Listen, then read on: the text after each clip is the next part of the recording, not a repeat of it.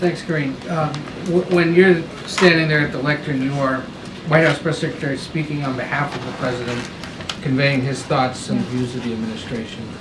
And it's for that reason that you said on his behalf all those times that he had no plans to do what he did on Sunday. Has he expressed any regret to you directly, personally, for having put you in this position and now having to go back? Look, I understand this question, and you started off, I think the way you started off the question is basically how I feel, right?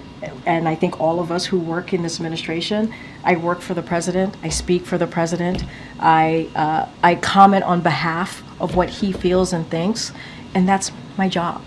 That's my job as the press secretary, the White House press secretary, the person who speaks on behalf of the President of the United States, and that's how I feel. I feel like it's my... Did he apologize to you? Look, there's no apology needed, maybe, to answer that question. No apology needed. What I will say is,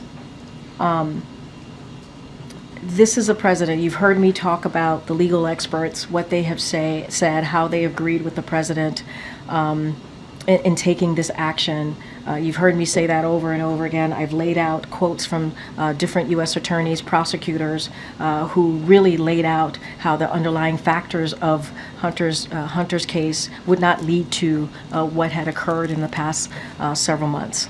And I will also say this, and you heard this president say this many times before, he believes when it comes to his family, when it comes to how he moves forward about thinking about his family, they're the beginning, the middle, and the end.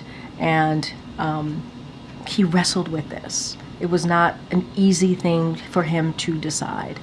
There's a reason why I keep bringing up Congressman Jim Clyburn, is because this is someone who spoke to the president just 2 weeks ago and encouraged him to do so, to pardon his son.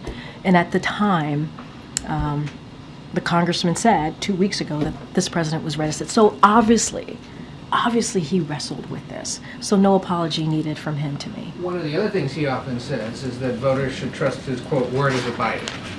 Should they still?